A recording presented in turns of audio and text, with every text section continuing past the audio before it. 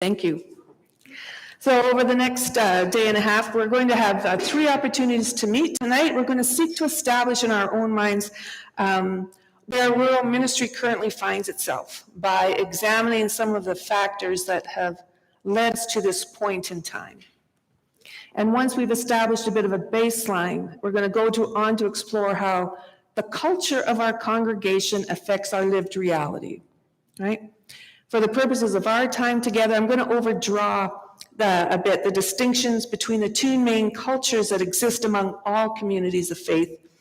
And I know that every community of faith is more than these 2 things, but I need to slightly overdraw them so that we can use them as a discussion tool. The one is being a culture of life, and the other is a culture of death.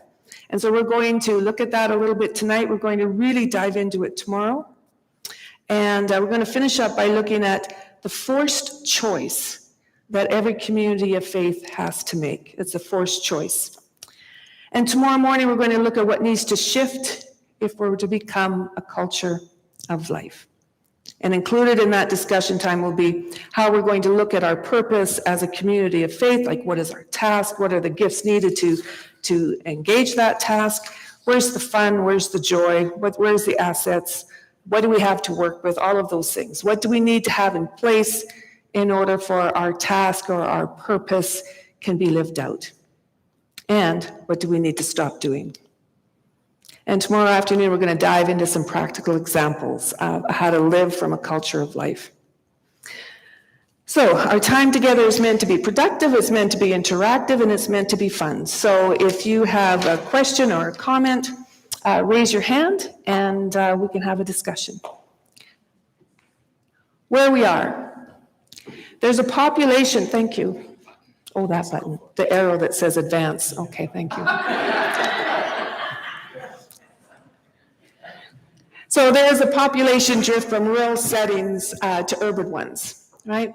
There is a depopulation of rural areas. People are moving to the big cities, and that affects our lives as a congregation, as a community of faith. I don't like how this is worded, and I wrote it myself, so I'm going to explain it a bit. So in the things that I've been reading, there is a pushback or an alienation from organized religion in general, and Christianity in particular among the wider society. I don't like how I worded that because I don't particularly think that there's a pushback against Christianity itself.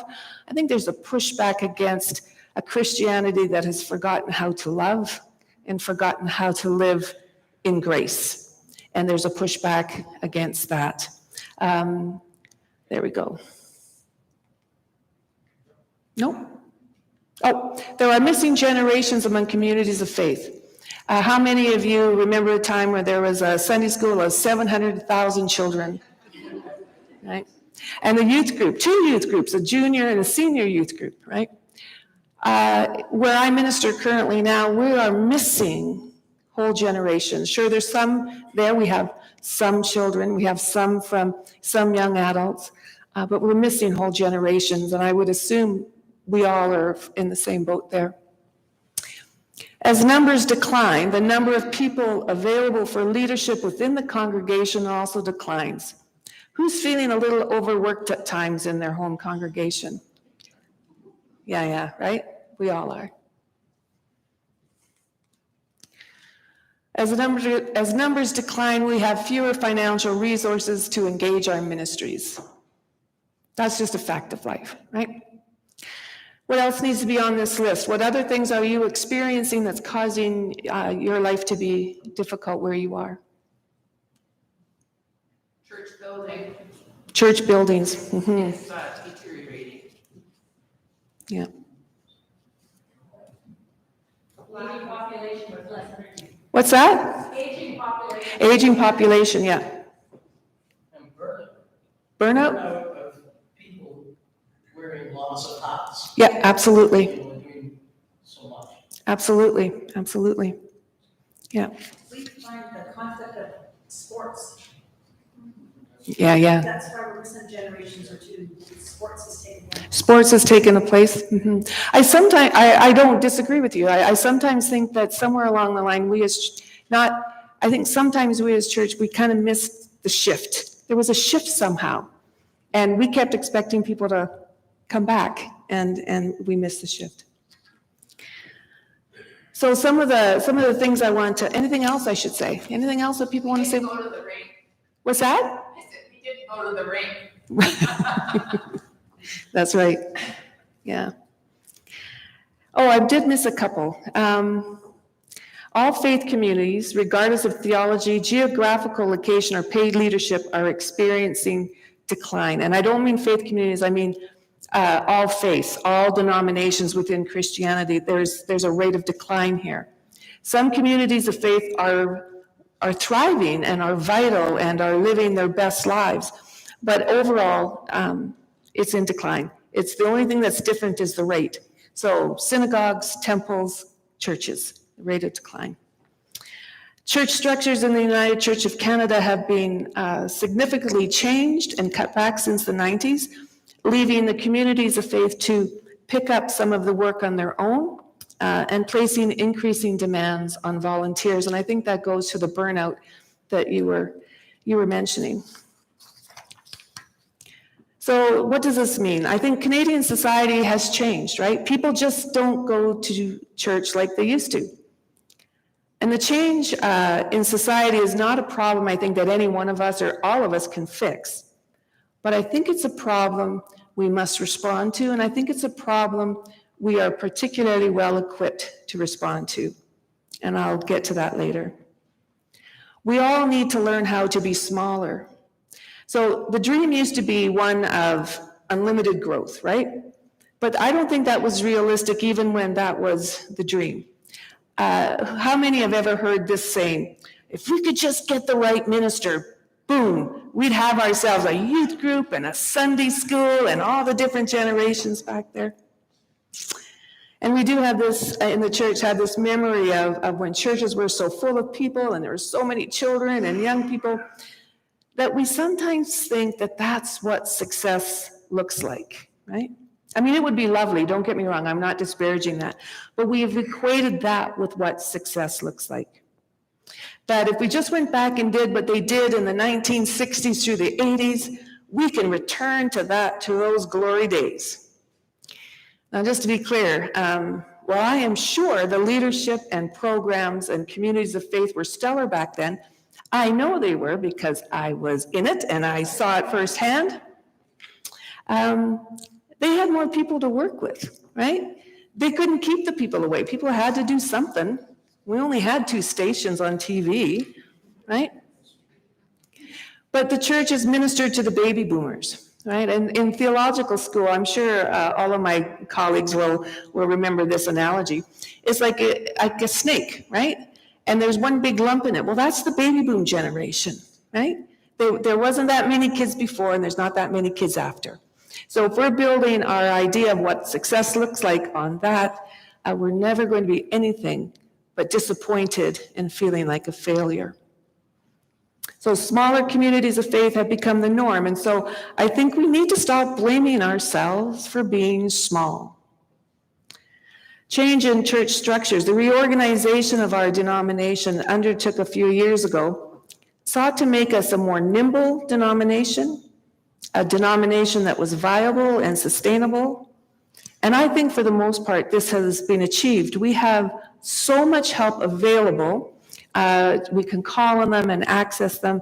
They're a more nimble church, right? And so that's good.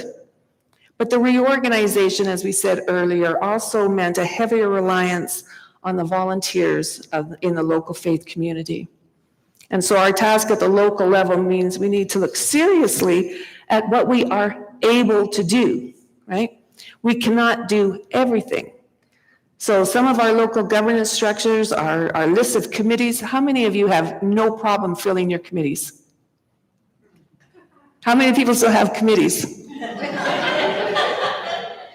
When did a committee of one become, right? Right.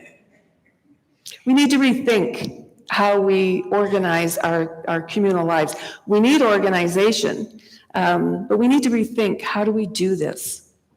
Now, the polity of the United Church in the manual, it's pretty clear on what we must have in terms of governance. But collectively, I think many of us are living in structures where we're doing things we think we're mandated to do, but we're not. Some of the extras that we're currently doing need to go. So the drift from rural to urban is another reality that we cannot deny. And tomorrow we're going to be discussing some ideas on how to live within that particular reality. I used to take it personal when people moved away from town. What, you're leaving? That makes us 15 now. Push back against organized religion. This is probably from my own context, working in Salmon Arm. There is a sentiment out there in the wider society that organized religion has, Christianity especially, has, like I said earlier, has lost its mark or its bearings.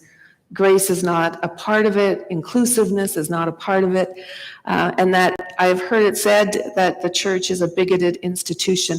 I don't experience the United Church that way, right? But in the context where I live, there are churches that protest the United Church because we're an affirming congregation.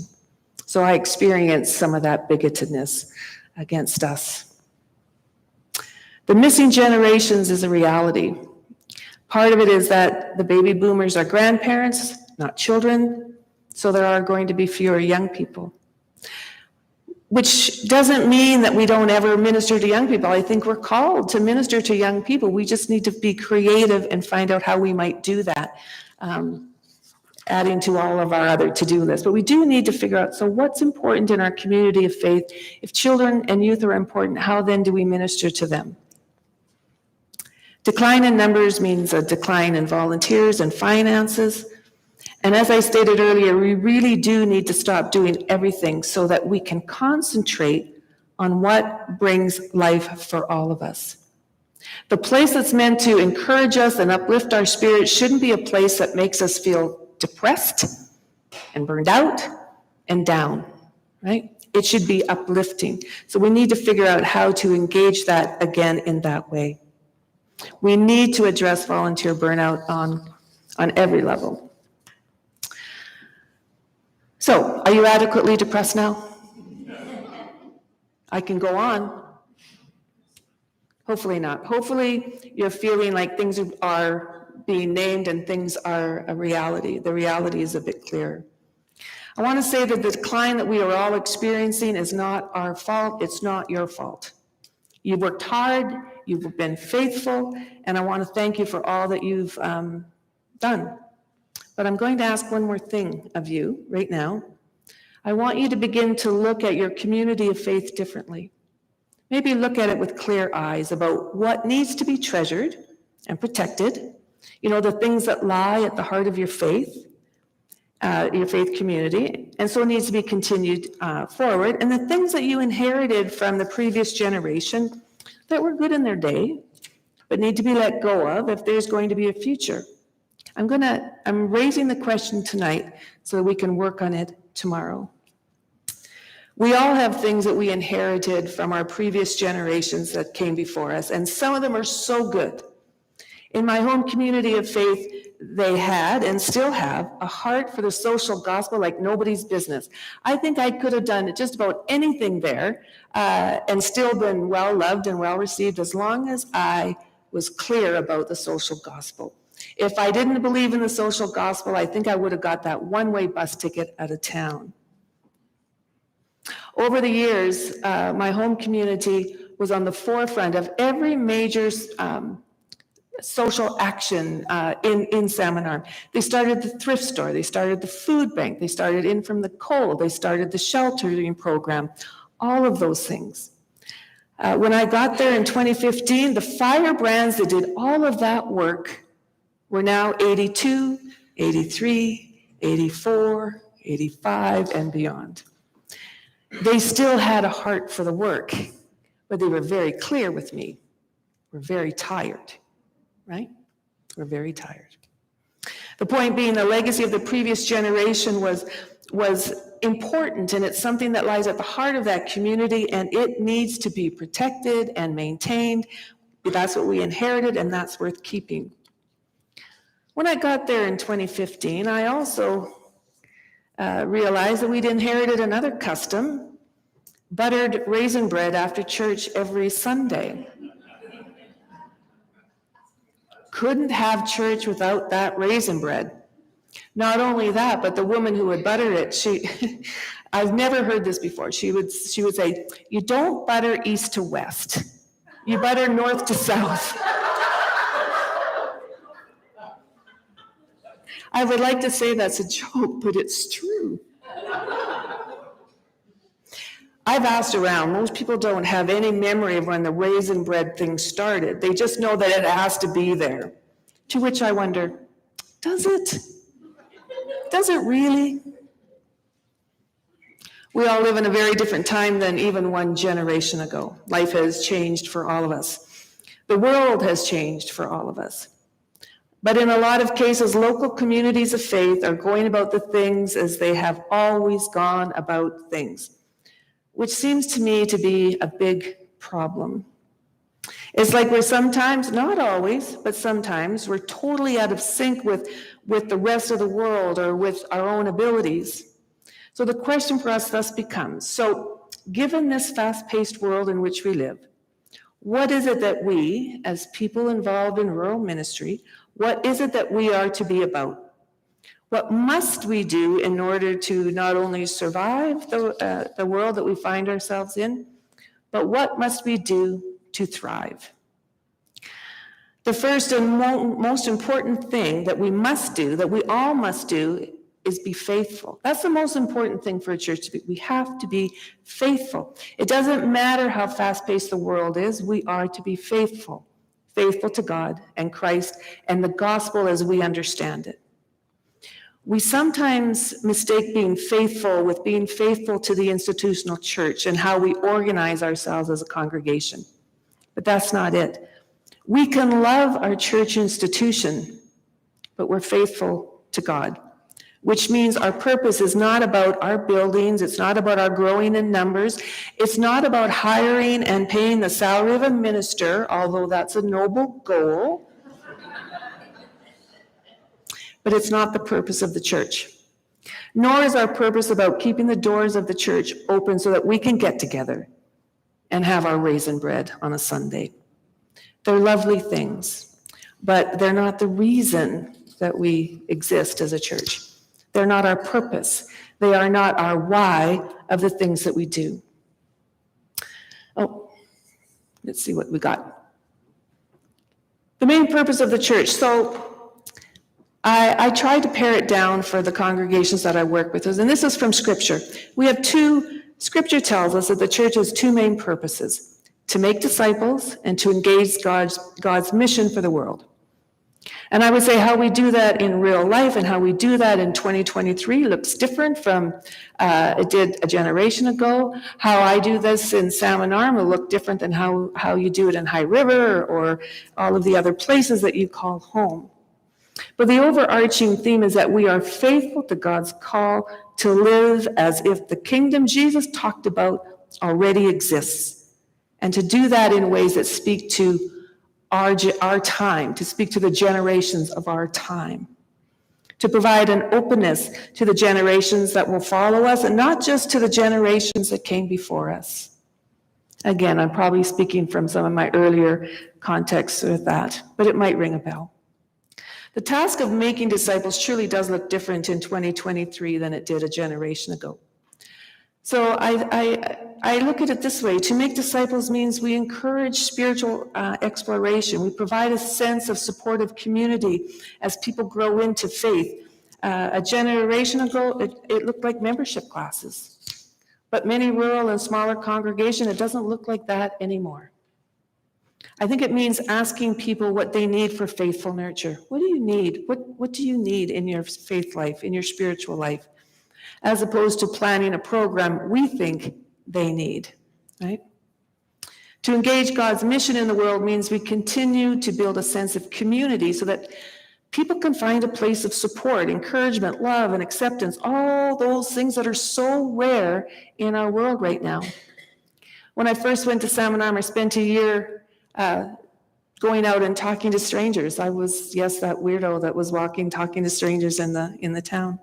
And I would say, how's it going with you? How is your life going? What I discovered was that most people were incredibly lonely.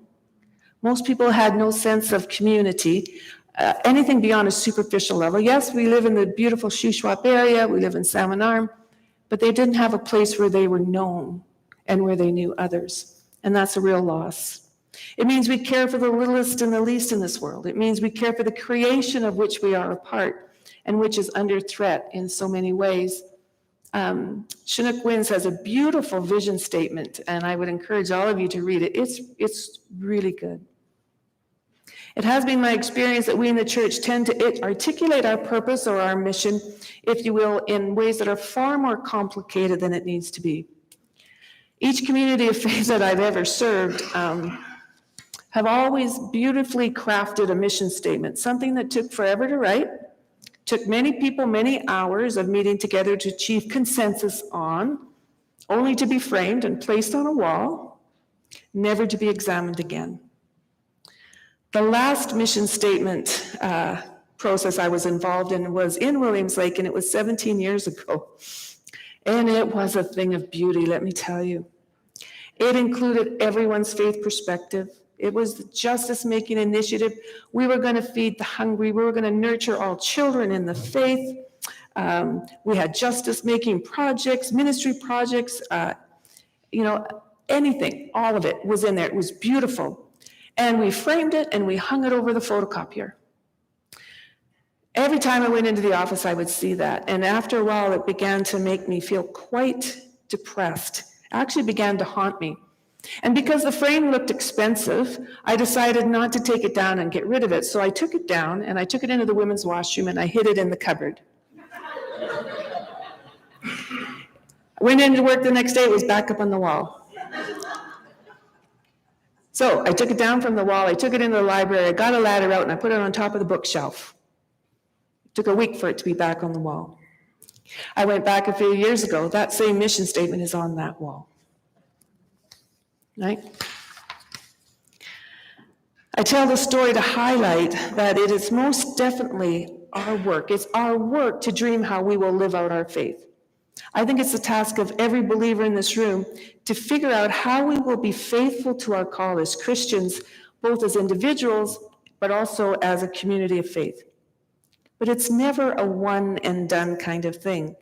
The why of our faith communities evolves over time, and it needs to be more fluid and more responsive to the needs of the people in our midst. Which is why I always return to this scriptural imperative, right? So it's right on there. I was going to say, do you remember what it was? But of course you do. You can read it. This is handy because it's pithy enough to be easily understood. It's complicated enough to cause many earnest discussions about what does it mean to make disciples? What does it mean to engage God's mission? And it bears much fruit. So why do we do something? Our why is simple. We do it to help people develop their spirituality and grow in faith within a supportive community, a community where people know them and love them and help them through the hard times. Why do we engage in an action or start a program? Well, we do it to further God's mission of love and justice and peace and compassion in the world.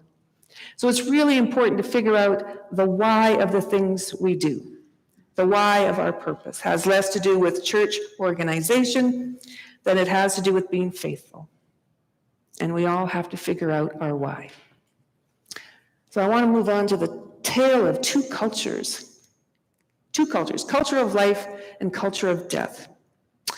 So the how we do what we are being called to do. So the thing about culture, any culture, is that it's difficult to see how it shapes the how we live and do things, right? Because it's so pervasive that it almost becomes invisible. So I would argue that there are two main cultures operative in communities of faith. And while I'm presenting them as two separate entities, I think all of our communities of faith are a little bit of both, right? The work around congregational culture has been at the center of my work for the last 15 years. And so what follows is from my lived ministry experience. Now, I'm convinced that I borrowed this idea from some other source, perhaps the Alban Institute or some developmental theorist along the way. So if I did, my apologies to them. But I think it's important that we go through this. I no longer have that source to cite to you, and I apologize for that. But what I can tell you is that by examining congregational culture and working to shift it to a more positive one is a lot of work. It's a lot of work. But it's critically important work to be faithful, to not only survive, but even, thrive going forward. We need to live from a place of life. We need to live from a place of positivity. So often we work and live in a more pessimistic or socially bound situation or culture. Tomorrow we're going to take a lot more look at this, but I'll just read it through. So the culture of life. The culture that exists within a community of faith where the gospel is at the center of community life, where the wider community is considered a stakeholder in the work, where there is a good balance between caring for those who attend on a Sunday and caring for those who attend, those who are never going to come through the doors, those in the wider community. A culture of life demonstrates that they're able to try new things and learn from both success and failure. I took great delight in Karen saying about my failures. I've had a few, but you learn, right? You learn. Where ambiguity, this is critical. We in the United Church so often want things just marked out. Okay, if we're going to do that, then this and this and this needs to happen, right? We need to learn to live with ambiguity, right? We have to live with ambiguity. We have to be willing to partner with like-minded people and groups to engage the work of the gospel in the wider world. A culture of life is a place where joy is practiced and where radical hospitality is extended. A culture of death, the culture that exists within a community of faith where survival has become the main focus, where finances determine what is possible, including what outreach we engage in. It exists primarily for supporting and nurturing current members. It's risk avoidant. And tradition does not just inform the present, but puts constraints upon it. Joy is not pervasive, and hospitality is often limited. To engage our ministries, to be out in the wider world, to be a place of welcome where people will find us and stay with us or get to know us, we need to work to become a culture of life. Our gospel calls us to life and life abundant. We need to model that in our home churches. Of all the things that I'm asking you to think about and maybe do, I think this is the hardest one. We have all existed. We've become comfortable. We've become comfortable in our faith communities. And I'm a creature of comfort. I love to be comfort. I love comfort. Nothing wrong with being comfortable. The only problem is comfort can lead to complacency, and complacency is always a death sentence for a community of faith. It might take a long time to die, but it will eventually result in death. Complacency is poison. In some of my mentoring work with rural congregations in central BC, I posed a question about the how we do what we do this way. Do we live or do we die? If we decide that death is the right thing for us at this time, it can be a faithful choice, there's nothing we need do except figure out how to have the best time until we close our doors for the last time. But if we choose to live, then we need to figure out how we're going to do that. And the one thing we know for sure, it's going to look different than it looks right now. So tonight, some things I want you to think about. What do we need to stop doing in our home communities of faith? What do we need to stop doing? What is our why? Why do we exist? And there's many answers to that, right? One of the things I think so many of the folks that I work with in congregations try to do is they try to be all things to everybody. We don't have to do that, but we do have to do something. What is our why? What is our purpose? And what is the culture in our home communities of faith? Is it more on the side of life or more on the side of death? So we're going to be exploring those more fully tomorrow. So thank you. Thank you for listening and for working on the things to think about tonight so we can dive into them tomorrow. Tomorrow, we're going to be working on how to continue to develop a culture of life. We're going to do a deep dive on that, and that's going to be interactive and more of a conversation. So do some thinking about that tonight. Thank you. And any questions or disagreements, I'm open to that too. Yes? Just thinking about what you were talking about in terms of the culture of life and the culture of death, and you're probably going to get into this tomorrow, but I'm also thinking about, like, can we be a culture of life and die? And seeing that dying as faithful, as an opportunity for resurrection. Right. No, absolutely. Right? I mean, our faith story tells us that death is never the end. There can be something after, right? Absolutely. I mean, that's the message of our faith. And so that's why I say death isn't necessarily a bad thing, right? It's not necessarily a bad thing. That's why there's that forced choice. If you decide to live, then you have to own that. You can't decide to live and not change anything and expect different results, right? So that basically was my point. Tomorrow we're going to dive in further than that. But I totally, if something dies, something else can come in place of that, right? Absolutely. Any other questions? Yes. It's not a question, but just a comment, some things to think about. We spoke about where we are now. I think another thing to identify is where we are now is deeply faithful. Is which? Deeply faithful. Absolutely. We are deeply faithful. We're still here, right? And we're still working, and we're still doing all manner of things, right? Absolutely. Yeah. Any other comments or questions? Yes. I think it's an interesting paradigm, especially for the rural communities. When we start to think about that dwindling of the community, we often don't think about those that are coming to the community as migrant workers, as other people that are in the community, not seen. The same way, we're not encouraged to be part of the community of faith as we see constructed. So when we have the idea of the culture of death, that is sort of within its own bubble. Right.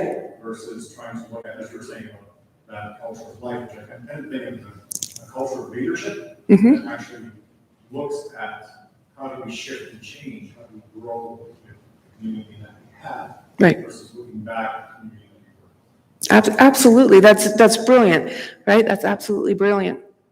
I was going to save this. This is one of my favorite lines. I was going to save it for tomorrow. But so we in the United Church are lovely people, brilliant people. I love our denomination. And we're sitting there on a Sunday and we're waiting for fully formed Christians to show up and discover how lovely we are. They're not coming. We need to go there. Yeah. So when I say that again tomorrow, I'll go, oh, that was so good. She's awesome. Any other comments, questions? You're allowed to disagree with me. I won't be hurt. I think the big question is, what is our why? Why are we there doing what we're doing every Sunday or every week? And that's, I mean, that's earth-shattering. You don't have to think of the why. Yeah, the why is really important. Absolutely. Yeah. So, of course, I'm going to lay awake tonight thinking of why. Yes. Well, we're church people. We're used to not sleeping because we're worrying about the church, right? Right. Yeah. Any other comments, questions? Yeah. I think slowly, what are the things, the dynamics of what's going on right now? I understand that since 2000, we've lost maybe 3/4 of the church attenders. But of the people who do attend church, something like 70% or more attend one of those big churches. Mm-hmm. I think one of the dynamics is for all of us, there is, within range of our people, one or more of those big full-service churches that does have 1 or 2 or 3 youth groups, does have a big Sunday school, does have all of the stuff that people associate with success. Right, well, there's no doubt that the United Church has lost folks over the years, right? However, and I mean, I don't think that necessarily has to be a self-fulfilling prophecy. I started off my conversation with a David Ewart quote that you know, we can't change Canadian culture, but we can respond to it in the here and now. So it's that kind of positive thing. Directly to your comment at the back there. There are ways of engaging the wider community, and we're going to talk about that tomorrow, that can help stem some of that flow, right? I mean, I think we in the United Church, we're used to the baby boomers just came, and then they left. Well, I'm still here, but I'm just the last one, right? So there's other ways to think about it, right? There's other ways to think about it. I don't know the numbers exactly, how many we've lost over I just know the direction of the decline. But I think our story needs to be about more than the decline, right? Like I think we have to stop. When I was a student minister, somebody got up at one of these big meetings that we had. Remember when we used to have conference and said, and I was just about to graduate, and I was so excited, right? Because I only ever wanted to be a United Church minister. And this person got up and said, the church is dead. You candidates should get another job. That wasn't hopeful. However, someone spoke to that right at the meeting. But it's 23 years ago now. We're still here. That means something, right? The church isn't dead, right? Anything else? Yes? You might talk about this more tomorrow, but what's the role of kind of creating a permission-giving culture? Oh, absolutely. Yeah, well, we are going to talk more about that tomorrow, but that's really key, right? So you have to I always say that we say yes and then figure out how to do it afterwards, right? Means that if people try something, it seems like a good idea, yeah, go and try it, and it falls flat, that's okay. Then we talk about why did it fall flat? What was wrong with that? Like how could we do it better next time? But failure shouldn't be, you know, a bad mark on you, or you know, you shouldn't be put down for failing. I think the worst sin is not trying, right? So you fail, so what? You learn something. Right? For years, like when I was first a minister, I'd put on all these programs and like 3 people would show up because they felt bad for me, right? Oh, she did so much work, we should go, right?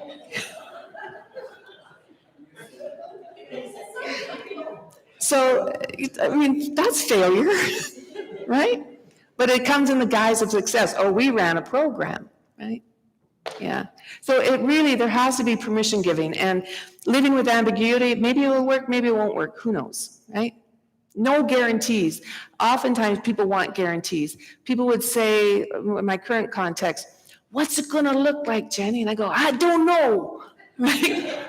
It's like, do you know that commercial where they're building an airplane as they fly it? I showed that video to the congregation, I showed it to the board, I showed it to every committee. This is what we're doing. We're building it as we go. And sometimes we lose stuff and sometimes we get it right. Yeah. And then they go, not the video again. Mostly because I could never get it to work, right? Oh, man. Yeah. Anything else? The fear of failure is often what's causing the success of the large churches that you were speaking of, because the large churches are diminishing the idea of failure by telling us what to do. We don't make the choice. They tell us, so now we can't fail because we never said we would. Yeah, And that's a big social problem, and we need to get away from that and go back to what Jeff and Globo said, back to the basics mm-hmm. and do that. Well, for sure, and, you know, faith doesn't come with guarantees, and faith doesn't, just because you're doing something faithful and you're doing a good and noble action, it doesn't mean you're gonna be met with success, right? Didn't end well for the Apostle Peter, right? I mean, there's the, you know, those are the kinds of things. That's why I keep stressing that the most important thing to be is faithful. Figure out what the gospel is and how you understand it in your communities of faith, and be faithful to that, right? Yeah, but yeah, it's, failure is not it's not an end of us. Anything else?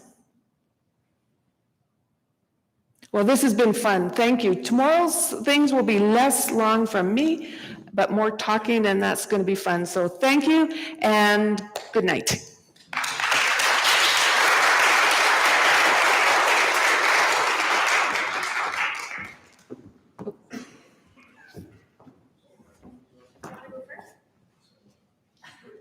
Do you want to go at all?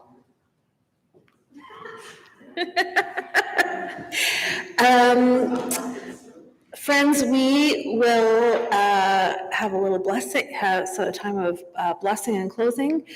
Before that, I'll remind you that we're beginning at 9 o'clock. The building will be open at?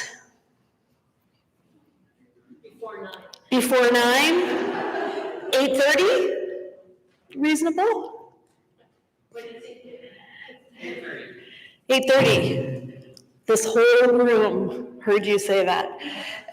There's another dozen or so folks who couldn't be here tonight, but will be here in the morning. And I wanted also to lift up that almost all of your Chinook Winds Regional Council staff are here. Your Executive Minister, Trina Duncan, is here. Your Indigenous Minister, Tony Snow, is here. Your Communications and Cluster Support, Shelley Denhan, is here. Your, I don't really know what he does, Joel Denhan is here. Congregational Consultation, Property Partnership, I don't know, is here. What's that? Community of Faith, Strategy, and Property. There you go. I think I said something along that line, didn't I? St. Peter and the Keys, Jeffrey Simmons, your hospital ministry and pastoral care support minister is here. Jess Beckerly, your office queen is here. Karen Medlin is here. I'm here. Our friend Chris Mapoy would be here, but he is off on parental leave, waiting any day, I think, for the arrival of he and Bree's baby. So invite you to keep Bree especially in your prayers. I'm sure we will all know when that blessed arrival arrives. I think that's all I need to say. Tony. I want to remind people, tomorrow is Truth and Reconciliation Day, so in some way, I hope that we'll gather here to observe that, and reminder that it's an ongoing work that we're committed. Yes, tomorrow, of course, is Orange Shirt Day and the National Day for Truth and Reconciliation. Our morning worship, starting promptly at 9, will be on the theme of Orange Shirt Day and the call to reconciliation. Please wear your orange shirts or orange sweatshirts or orange shirt buttons as we continue to remember the children and to embody and live into truth and reconciliation, which is an ongoing journey. Yes? Do you know if that Center Street will be open tomorrow? Oh, yeah, Susan will has some information about traffic. Yes, things will be cleared out tomorrow. It was just they were doing a balloon glow, which may still be glowing when we leave here, I don't know. They have the hot air balloons on the ground and put the fire up, and then all the balloons glow. But that was just tonight. Tomorrow morning, when you get up, you may see balloons going. They try to do a morning run of the balloons. So if the weather is perfect, you may see balloons floating over the town. So as we come to the end of this evening, we have gathered here as the body of Christ. We have formed the body of Christ in this place. We will add to the body of Christ tomorrow morning with those joining us. I invite you just to take a moment to think of a word or phrase, an image that you will take with you from this evening.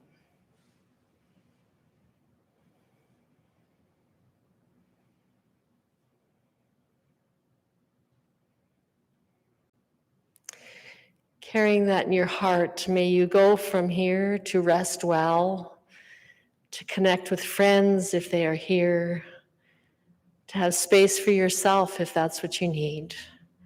May you rest knowing that the grace of Christ attends you, the love of God surrounds you, and the Holy Spirit keeps you now and forevermore. And everyone says, Amen.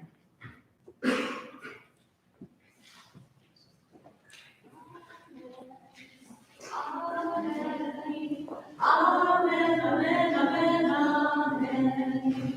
Amen, amen, amen, amen, amen, amen. Amen, yes, amen. Amen, amen, amen, amen.